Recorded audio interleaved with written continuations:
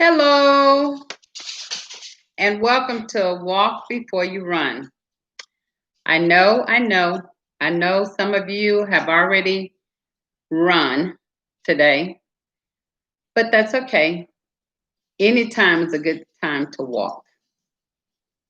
So now we're going to walk through First King 22 through Second Kings 2. And we will talk about somebody's watching you.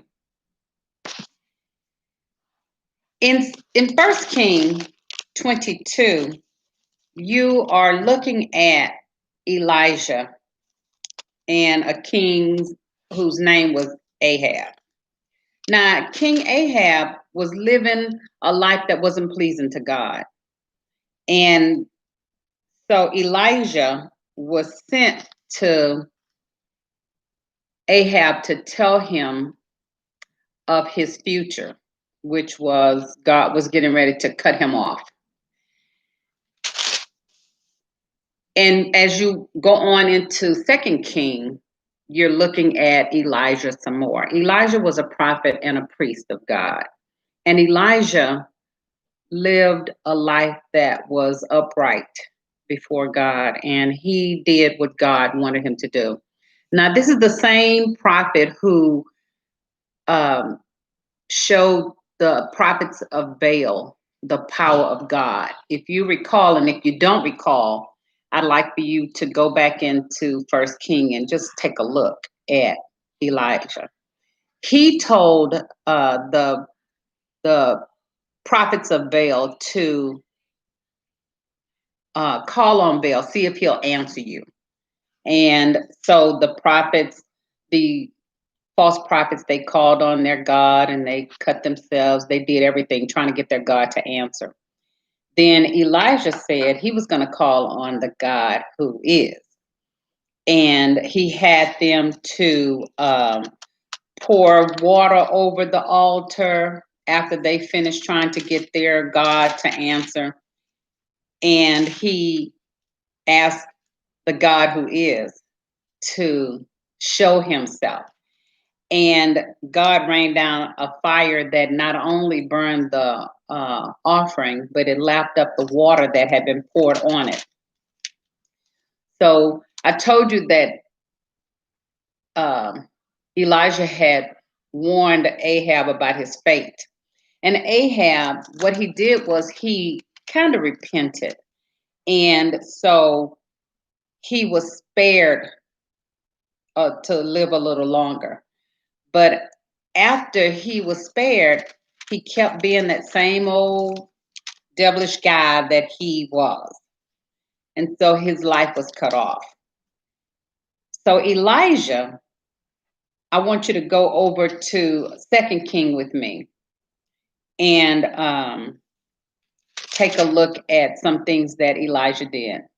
Elijah, look at chapter 1, verse 12. Elijah answered and said unto them, if I be a man of God, let fire come down from heaven and consume thee and thy 50. And the fire of God came down from heaven and consumed him and his 50.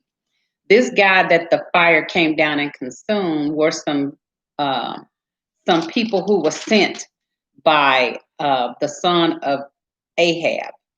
His son was Ahaziah, and he sent some guys to come and go to Elijah, because I want you to just go back to verse 2 and we'll see what happened to him and why he called for Elijah. It says that Ahaziah fell down through a lattice in his upper chamber that was in Samaria and was sick. And he sent messengers and said unto them, go inquire of Beelzebub, the god of Ekron, whether I shall recover of this disease. Now, we're talking about him calling on a God who is not the God who is. And that didn't set well with God. So he calls on, instead of asking God about it, he calls on some God who isn't, to let him know if he was going to live or not. So the God who is sent him a message. Read verse 3 with me. It says, "But the angel of the Lord said unto Elijah the Tishbite, Arise, go up to meet the messengers of the king of Samaria, and say unto them, Is it not because there is not a God in Israel, that ye go to inquire of Beelzebub, the god of Ekron?" Now, instead of him asking God if he would live, he's going to call on some false god. Now, he knew about God, but he's going to go call on some false god to tell him if he's going to live or not. Let's take a look at verse 4. Verse 4 says, "Now therefore thus saith the Lord, Thou shalt not come down from that bed on which thou art gone up, but shalt surely die." And Elijah departed. So he told them what God told him to tell him. He said, tell that king, you're not going to live. You're not going to get better. You're going to die. And so, because the king was angry about what God said, he sent his men to go and get Elisha. So they're going to go get him. What do you think they're going to do with him? They're going to kill him. And so they try to go and get him. And look at verse 6. It says, "And they said unto him, There came up a man to meet us and said unto us, Go, turn again unto the king that sent you, and say unto him, Thus saith the Lord." So they go and they tell the king what Elijah said. Remember, Elijah said that he was going to die. So they have to go back and tell the king this news that Elijah just shared with them, because they were on their way to go ask these gods who are not. But then they get a message from God. And so now they have to go and take that message back to the king. And listen at verse 7. "And he said unto them, What manner of man was he which came to meet you and told you these things? And they said unto him, He was a hairy man and girt with a girdle of leather about his loins. And he said, It is Elijah the Tishbite." So then the king sends them, they go, and they tell Elijah, "We came to get you, but I want you to take a look at what happened to these people who were coming against a prophet of God, somebody who was speaking, just saying what God told them to say." Look at verse 10. "And Elijah answered and said to the captain of the 50, If I be a man of God, then let fire come down from heaven and consume thee and thy 50. So he's saying, you were going to go ask some false prophets, some false God, some information that you could have just asked the true and living God. You could have just prayed and asked God to give you an answer. Okay, you knew who I was. You know I'm a man of God. You could have come to me. But instead, you're going to go to some false gods. So look at what happens to them. He says to them, "If I'm not the man of God, then let the fire from heaven fall down on you." Look at what it says in the part B of 10. "And there came down fire from heaven and consumed him and his 50. And again also he sent unto him another captain of 50." So the he that's sending somebody is the king, King Ahaziah. He sends somebody else. Now you just lost 51 people because you're trying to go against God, and you send 51 more. Look at what happens. We're going to skip on down to verse 12. Verse 12 says, "And Elijah answered and said unto them, If I be a man of God, let fire come down from heaven and consume thee and thy 50. And the fire of God came down from heaven and consumed him and his 50. So do you think that maybe the king got the message? No. Verse 13. "And he," who is the king, "sent again a captain of the third 50 and his 50. And the third captain of 50 went up and came and fell on his knees before Elijah. Now he had more sense than the king because he had been watching what was taking place. And so, who's watching you? Because he had been watching Elijah. So he realizes that this is a man of God because this prophet, you are a true prophet if you say what's going to happen. God tells you what's going to happen. You say what's going to happen, and then it happens. Then you're showing that you are a true prophet of God. So this man had been watching. So look at what he says in verse 13.